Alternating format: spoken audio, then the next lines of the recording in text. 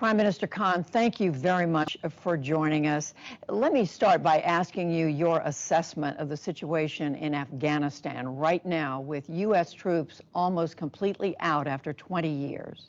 Well, Judy, I think the U.S. has really messed it up in Afghanistan. You see, first of all, they tried to look for a military solution in Afghanistan when there never was one. And people like me who kept saying that there's no military solution, who know the history of Afghanistan, people like me were called anti-American. I was called Taliban Khan.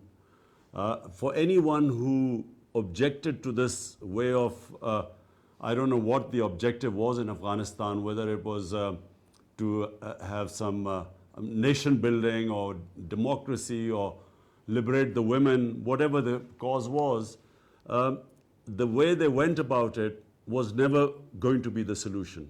So when they finally decided that there is no military solution, unfortunately, the bargaining power of the Americans or the NATO forces had gone. When there were 150,000 NATO troops in Afghanistan, that was the time to go for a political solution. But once they had reduced the troops to barely 10,000, and then when they gave an exit date, the Taliban thought they had won. And so therefore it was very difficult for now to get them to compromise. It's very difficult to force them into a political solution. So because they think that, they won. Well, whatever has happened in the past, right now, the Taliban are on the ascendancy. They are, in fact, saying President Ghani should step down from office right now. Do you think he should? My view was that when President Ghani went for the presidential election, already the talks with Taliban had started. And Pakistan, I have to say, played a huge part in pressurizing the Taliban to talk to the Americans. So the Taliban were already talking to the Americans. And so I felt that President Ghani should not have gone for his election then. He should have waited. He should have made an inclusive sort of, the moment he held the elections, the Taliban became outsiders and he was the president. I felt that he should have delayed the election so that everyone could have been included in the electoral process. So there automatically there would have been some political settlement. But once he became the president, he then wanted the Taliban to come and talk to him. Taliban did not refuse to talk to him. They were willing to talk to the Americans, to the other Afghan leaders, but they would not talk to President Ghani. And that's where the deadlock took place. Well, whatever has happened in the past, as we said, the Taliban now is on the rise in Afghanistan. Is that a good outcome for Afghanistan? See, the only good outcome for Afghanistan is that if there is a political settlement which is inclusive, so they form some sort of a government that includes all sorts of different factions there. And obviously Taliban part of that government. The worst situation in Afghanistan would be if there's a civil war and a protracted civil war. And from Pakistan's point of view, that is the worst case scenario, because we face two scenarios. One, a refugee problem. Already Pakistan is hosting over 3 million Afghan refugees. And what we fear is that a protracted civil war would mean more refugees. And our economic situation is not such that we can have another influx. Secondly, the worry is that the civil war will flow into Pakistan, because the Taliban are basically ethnic Pashtuns. Now, there are more Pashtuns on our side of the border than in Afghanistan. And so the worry is that if this goes on, the Pashtuns on our side will be drawn into it.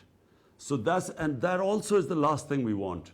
And I do want to ask you about Pakistan. But before we leave Afghanistan, the United States has been asking your government for many years to help in the effort to fight the Taliban in Afghanistan. But the U.S., other organizations now say they have massive amounts of evidence that Pakistan has helped the Afghan Taliban with military, with intelligence, has helped them financially. How do you explain that this is a terrorist group operating in Afghanistan? How do you explain the support your government has given repeatedly over the years to the Afghan Taliban? Judy, I find this extremely unfair. And so you should know a little bit of the history. Come 9/11, Pakistan had nothing to do with what happened, the terrorist act in New York. Pakistan, in the sense that Al-Qaeda was based in Afghanistan, there were no militant Taliban in Pakistan, no Pakistani was involved, and so when the Pakistani government decided to join the US's war on terror, this country was devastated by that. 70,000 Pakistanis died in that war, which we had nothing to do with. We had over $150 billion lost to the economy. Now, you know what happened in Pakistan? We had these, in the 80s, the militant groups created to fight the Soviets, funded by the Americans, trained by the Pakistan Army. When we joined the American war on terror, and these groups were trained to fight foreign occupation, which was the Soviets, but now when the Americans came, we told them that no, this is no longer jihad, it's terrorism. They turned against Pakistan.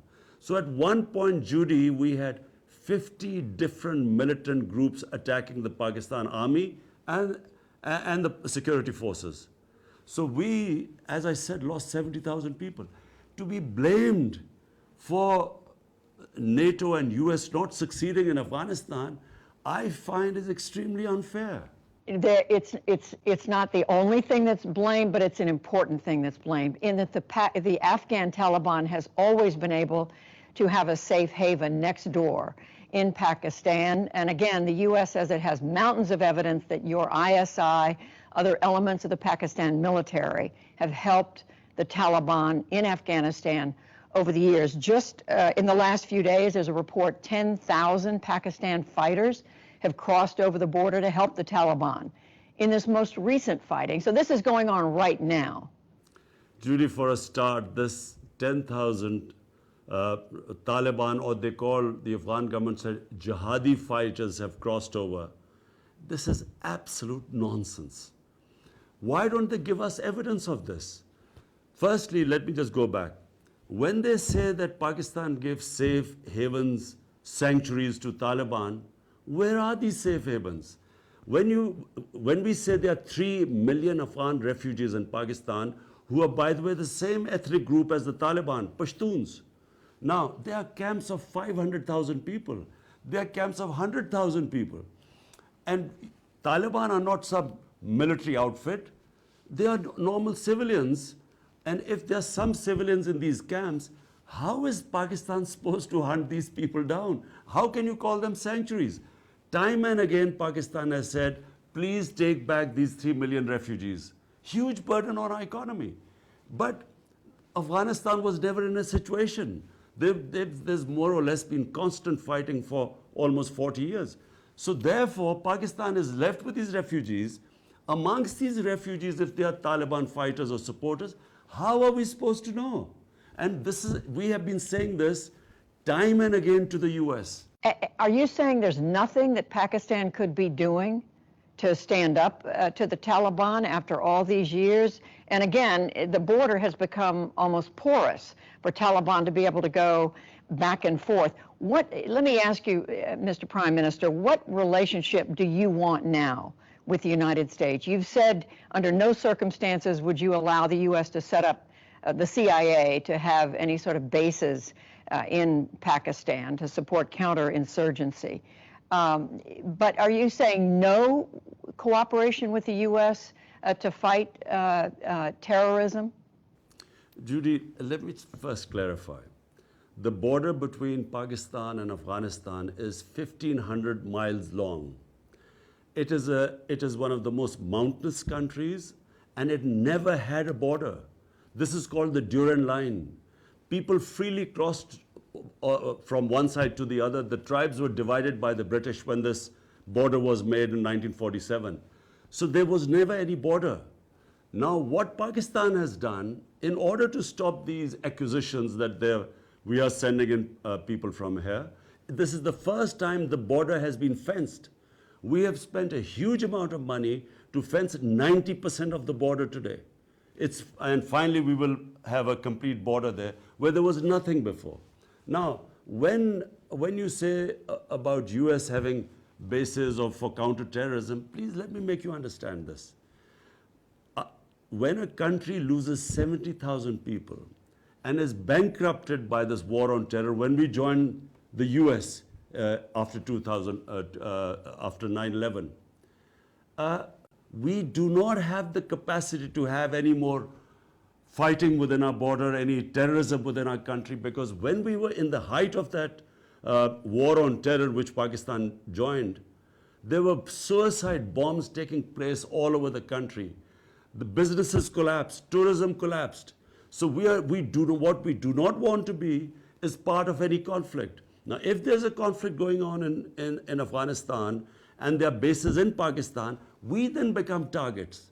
We will then become part of a conflict which we were in the last 15 years, and we do not want. We want to be partners in peace, but not in conflict.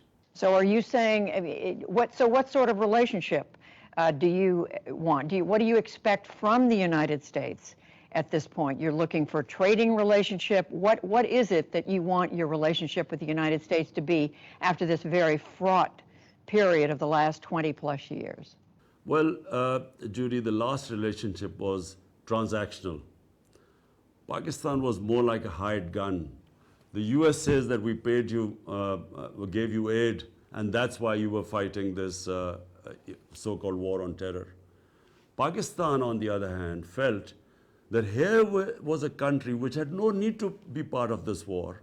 It loses 70,000. I mean, which other country has lost 70,000 people fighting for someone else's war?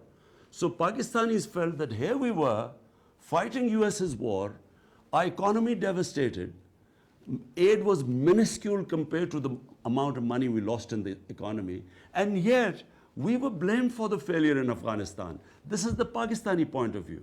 Now, Pakistan's position is very straightforward.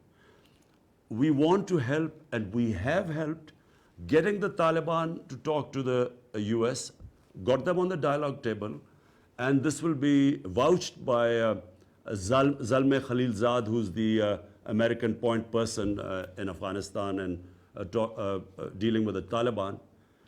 We have done our bit. Now, what we cannot afford now, if there is civil war, what US wants is bases in Pakistan, if there's civil war in Afghanistan. So, but if there's civil war in Afghanistan, bear in mind, more than the Pashtuns in Afghanistan, only about 1/3 to the Pashtun population, so 2/3 are in Pakistan. We will immediately get stuck into it. There will be terrorism within Pakistan in support of the Pashtuns. We do not want, apart from anything else, our country cannot afford it. We have just recovered from a desperate economic situation, and we do not want to go through it again. I hear that message. At the same time, do you expect that if the Taliban does succeed in Afghanistan, you're going to have a country next door where women, for one thing, are not allowed to have an education after the age of 8, that you're going to have a country run by a group of terrorists, in effect? But Judy, what are we supposed to do about it? I mean, here were the US for 2 decades in Afghanistan trying to force a military solution. The reason why we are in this position now is because the military solution failed. Now, what choices have we got? The best choice is that somehow we have a political settlement of Afghanistan where it is, as I repeat, an inclusive government. So Taliban sit down with the other side and they form an inclusive government. This is the best outcome. There is no other outcome. because the military solution has failed. Then why can't Pakistan use more of your influence to get the Taliban to sit down and to agree to some sort of solution? Because right now, as you just said, that looks very, very difficult. But Judy, look, short of taking military action, and by the way, military action, how do you take military action against Taliban in Pakistan? Because apart from their leaders, a few families living here, all we have are refugee camps. And what are we supposed to do there to flush out a camp of 500,000, how many hundreds of maybe Taliban fighters are there? How do we know that? So Pakistan's response is that if you want us to help you, then take back the refugees, then hold Pakistan accountable. In this current situation, all we can do is, whatever influence we have, push the Taliban for a political settlement, and I can tell you, no country has tried harder than us. Short of military action, we have done everything. But I repeat, when they think that the US is exiting and they are going to win, how much leverage have we got left? And in any case, half of Afghanistan is in Taliban hands. Why do they need sanctuaries in Pakistan? Are you prepared to accept Taliban victory next door? You're saying, in essence, there's nothing more Pakistan can do. Absolutely. There's nothing more we can do except push them as much as we can for a political settlement. That's all. But what happens in Afghanistan, we can only pray that the people of Afghanistan decide what government they want. And so we hope that that's what will happen in the end. They'll form some sort of an inclusive government. But that's for people of Afghanistan. As far as Pakistan is concerned, we have done what we can. And if people want us, when they say there's some Taliban crossing over the border, well, we have 3 million refugees here. So if the refugees go across the border, then hold us accountable. Then we will guarantee that there's no one will go across. But every day there are about 25,000 people who cross the border and come back because of the refugee situation here. Just final question, Mr. Prime Minister. If the Afghan Taliban is successful, that gives more strength even to the Pakistan Taliban. And its leader, Nur Wali Masood, said in the last couple of days, quote, he's firmly hoping to take control of the Pakistani tribal border regions and make them independent. Well, you see, this is the worry, because when Pakistan was facing militancy and terrorism, from 2005 onwards to almost 2015, 10 years, what came into existence was the Pakistan Taliban. And this guy you are mentioning is a Pakistani Taliban. There were the Afghan Talibans, there were the Pakistani. And one of the groups that was attacking the Pakistani security forces was this Tehreek-e-Taliban. And this is exactly what I said. My worry is that if there's a protracted civil war in Afghanistan, we will have this overflowing into our country. And yes, it worries us. Last thing, I do want to ask you, take just a moment to ask you about a comment you made about the role of women in your country. You said in an interview last month that women themselves bear a large part of the responsibility for the concerning rise in the number of rape cases in Pakistan. I want to ask you if you truly believe that. I mean, you've lived in the West, you've traveled widely around the world. Do you believe women bear a large part of the responsibility for this? Look, Judy, anyone who commits rape, solely and solely that person is responsible. So let's be clear about that. No matter how much ever a woman is provocative or whatever she wears, the person who commits rape, he is fully responsible. Never is the victim responsible.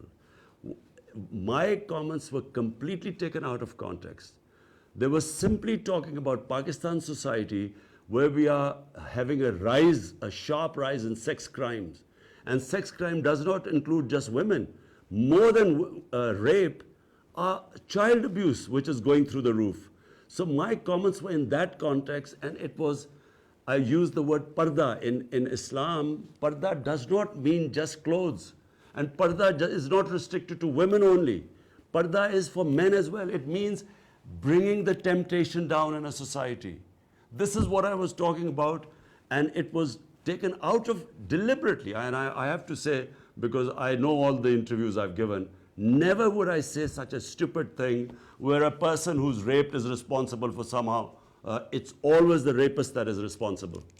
Do you believe that the importance in your country of Islam complicates your ability to do something, to take a stronger stand against violence against women? Absolutely not. Islam gives dignity, respect to women. In fact, let me say, having traveled all over the world, I find that in Muslim countries, in Pakistan, even in other Muslim countries I've seen, women have far more treated with respect and given more dignity. You have odd cases everywhere in the world, but you look at the situation in Pakistan even now, I mean, look at the rape cases here, compare it to Western countries, they are minuscule compared to them. Yes, we have our issues, we have certain cultural problems, every nation has that. But that comes with cultural evolution, with education. But as far as a woman's dignity goes, respect, I can say after going all over the world, this society gives more respect and dignity to women. Prime Minister Imran Khan, thank you very much. We appreciate it. Thank you.